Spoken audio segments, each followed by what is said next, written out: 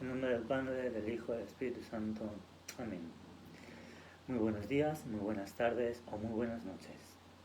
Soy Monseñor Antonio, arzobispo de la Congregación Sacerdotal Apostólica de Santa Filomena. ¿Por qué hoy en día se ven sacerdotes casados en las iglesias católicas no romanas de vuestra localidad? Os preguntaréis, ¿sacerdotes casados? ¿Cómo es eso? Muy sencillo. Expliquemos. Cuando Dios creó al ser humano, Dios dijo: no es bueno que el hombre esté solo. Génesis 2:18. El primer milagro que nuestro Señor Jesucristo hizo fue en la boda de Caná. Juan 2:1-11. Los santos apóstoles, los cuales fueron escogidos por el Salvador, la mayoría eran apóstoles casados. Seguimos. Cristo sanó a la suegra de San Pedro.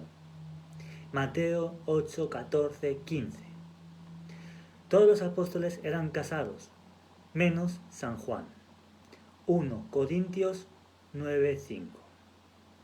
Los apóstoles, guiados por el Espíritu Santo, decidieron que sus sucesores, los obispos, fueran también casados. En la Biblia lo encontráis en 1 Timoteo 3, 2.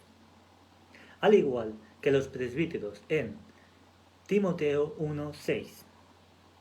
Y los diáconos en 1 Timoteo 3, 12. El canon 5 de los cánones apostólicos dice textualmente que ningún obispo, presbítero o diácono expulse a su esposa se pretexto de devoción.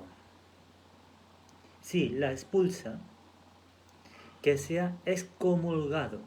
Si permanece inamovible, que le sea quitado el orden sacerdotal y sea excomulgado.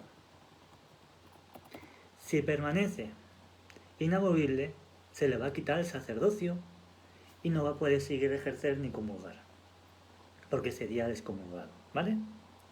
Seguimos.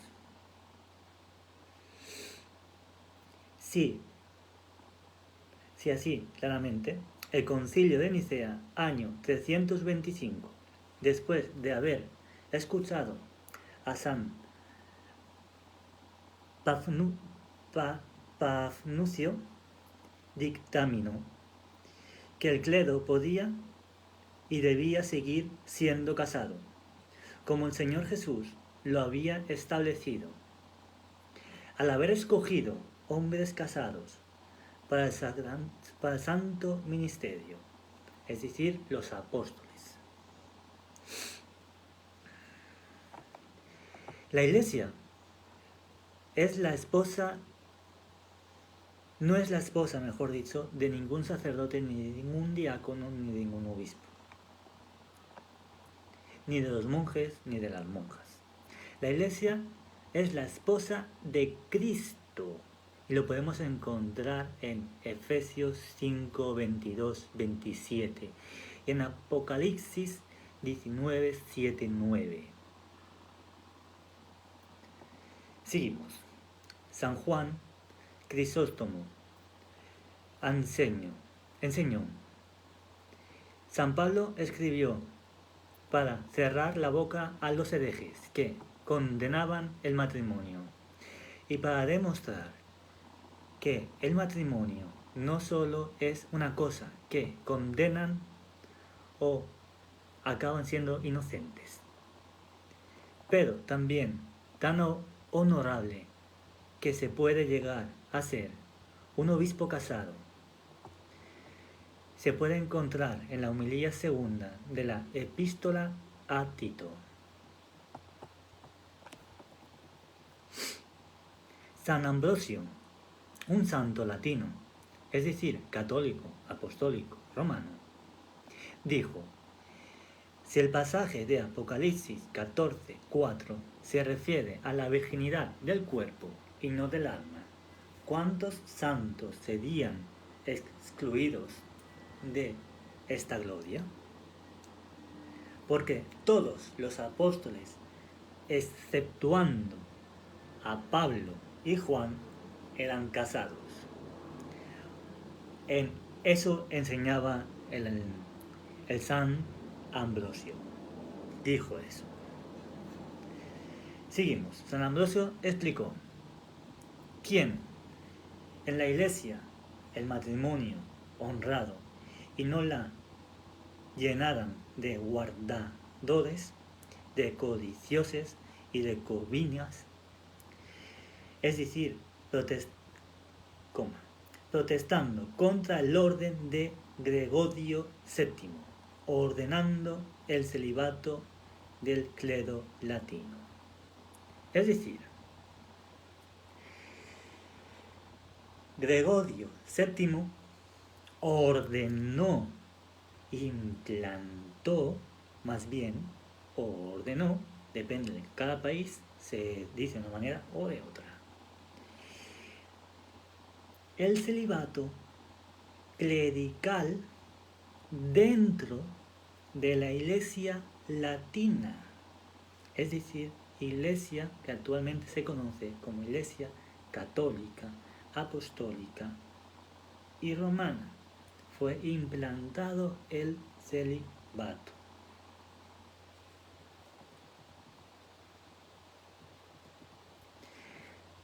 Seguimos. Designar el matrimonio es reducir a una vez la gloria de la virginidad.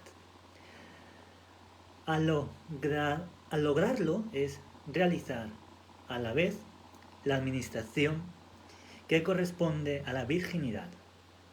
Eso dijo San Juan de Crisóstomo. De Virginitate 10:1. Pero hay que tener en cuenta que aunque hayan sacerdotes casados o hayan sacerdotes célibes, hay que respetar lo que el hermano o el padre o el obispo o el diácono ha decidido. Es decir, ni el católico romano puede decir: no, tú no puedes ejercer porque no estás soltero, no eres célibe, así enseña, no se puede. Y al contrario tampoco, el católico que no siga al Papa tiene que también respetar a los hermanos que decidieron ser célibes. Recordar que nuestro Señor Jesucristo nos dijo: amados unos y a otros como yo os he enseñado o como yo os amo. Depende en qué Biblia lo leáis. También hay que entender que una costumbre o una forma de actuar no va a poder cambiar de un año para otro o del siguiente o tal. Hay que respetar, hay que amarse y hay que confiar entre unos y otros. No importa si unos son célibes o casados. Son sacerdotes según el rito de Melquisedec, igualmente. ¿De dónde voy a sacar la fuerza para describir la manera satisfactoria de dicha del matrimonio que celebra la Iglesia? Eso está todavía diciéndolo él. ¿Vale? Que confirma la ofrenda, que sella la bendición, que los ángeles proclaman y el Padre Celestial radica, que sella siempre la bendición. Recuerda que en el matrimonio, en el momento que un hombre y una mujer se están casando, quien hace los votos es el hombre y la mujer. El sacerdote solamente bendice la unión y la pareja y el matrimonio.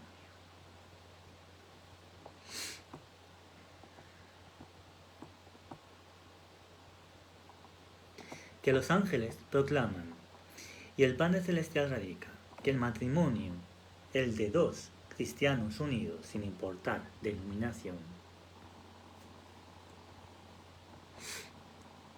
por una sola esperanza, un solo deseo, una sola disciplina, el mismo servicio, los dos hijos de un mismo Padre Celestial.